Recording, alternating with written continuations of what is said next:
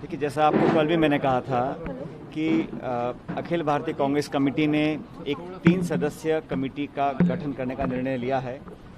मैंने और मेरे कुछ विधायक साथियों ने कुछ इश्यूज को रेज किया था और मैं समझता हूं कि एक लोकतांत्रिक पार्टी के अंदर हम लोगों ने उन मुद्दों को उठाया जो मैं समझता हूं हमारी गवर्नमेंट और संगठन के लिए बहुत ज़रूरी थे।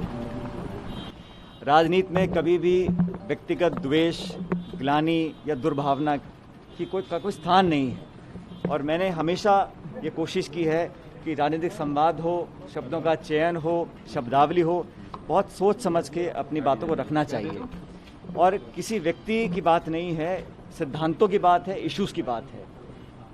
हम लोगों ने जो मान सम्मान, रिस्पेक्ट, स्पेस, रिगार्ड जो होना चाहिए कार्यकर्ताओं का, हम सब लोगों का, उसको लेकर इश्यूज रेज किए थे और जिन मुद्दों पर हम चुनाव जीत कर आए, मुझे सौभाग्य रहा 6.5 साल मैंने कांग्रेस पार्टी का अध्यक्ष रहकर काम मैंने किया प्रदेश के अंदर और जिन 5 साल हम विपक्ष में रहे, जब कांग्रेस पार्टी का संख्या बल मात्र 21 रह गया था 200 में से 2013 में, तब उस समय के अध्यक्ष राहुल गांधी जी ने मुझे ये जिम्मेदारी दी थी कि मैं पार्टी को पुनर्जीवित करूं और वो 5 साल हम लोगों ने लगातार मेहनत कर पूरे प्रदेश में, राजस्थान की 8 करोड़ जनता जानती है कि हम सब लोगों ने मिलकर वहाँ पर धरने, प्रदर्शन, घेराव, लाठीचार्ज, पुलिस केस, भूख हड़ताल, पदयात्राएं, तमाम ऐसे जनता से जुड़े मुद्दों को उठाया, पब्लिक के दिल में हम लोग उतरे और यही कारण था कि 2018 दिसंबर में जब चुनाव हुए तो हम लोगों को बहुमत मिला और हम 21 से लेकर 100 से ऊपर हमारा आंकड़ा पहुंचा।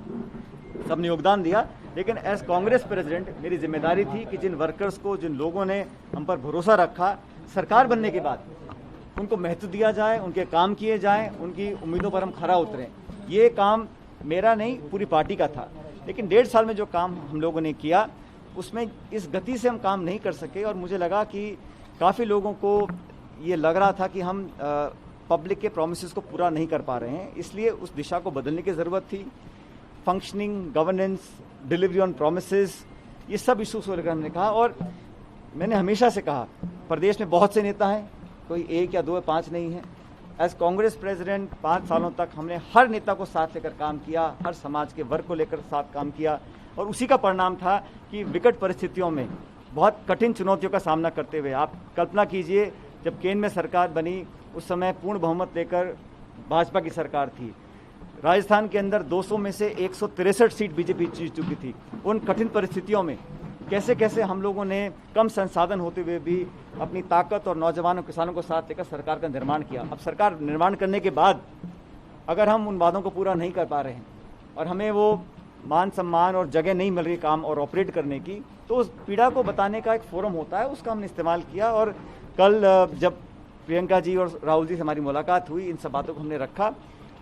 इसके अलावा कुछ और इश्यूज थे, उन सबको उन्होंने बहुत ध्यानपूर्वक सुना और मुझे आश्वस्त किया है कि एक रोड मैप तैयार किया जा रहा है, समयबद्ध तरीके से इन सभी इश्यूज को टेकअप कर इसका निराकरण किया जाएगा ताकि हम पब्लिक के सामने दोबारा जब 3 साल के बाद जाएं तो दोबारा मैंडेट हासिल कर सकें।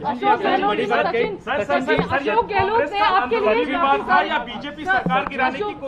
गहलोत ने काफी सारे आपको लेकर के टिप्पणी की, निकम्मा, नकारा, छुरा घोंपने वाला, ये तमाम शब्द आपके लिए यूज किए उन्होंने। देखिए, अभी क्या उनके साथ काम कर पाएंगे? उनका नेतृत्व मंजूर है? अभी ऐसा है, मैंने अपने परिवार से अपने जीवन में कुछ संस्कार हासिल किए हैं और कितना भी मैं किसी का विरोध करूं, वो कोई भी नेता हो, किसी दल का हो, मेरा कट्टर दुश्मन भी अगर हो, किसी और दल में भी हो, तब भी मैंने कभी इस प्रकार की भाषा का उपयोग नहीं किया।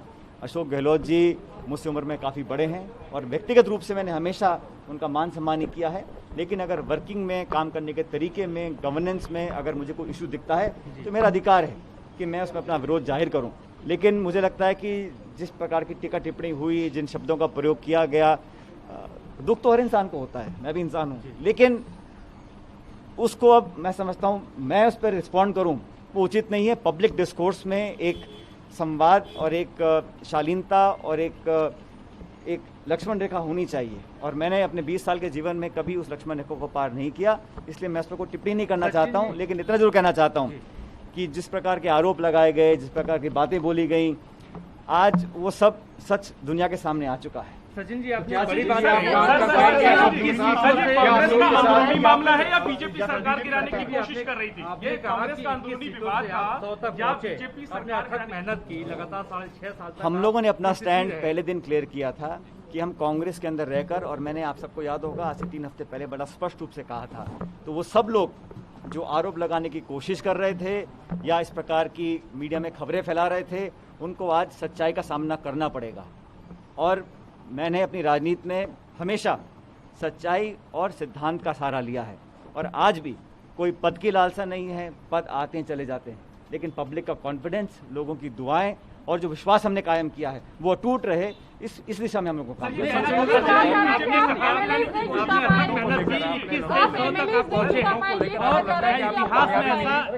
मुख्यमंत्री पद छोड़ा आपने, प्रदेश अध्यक्ष पद छोड़ा आपने, क्या आपको मुख्यमंत्री बनाने को लेकर कोई सहमति हुई है? ऐसा है, हम लोगों ने सरकार बनाई, सबके सहयोग से बनाई, और सरकार बनने के बाद मुझे लगा कि सत्ता और संगठन को मिलकर काम करना चाहिए। कि सरकारें कब बनती हैं? जब संगठन कामयाब होता है। संगठन कब कामयाब होता है? जब कार्यकर्ता खून पसीना बहाता है।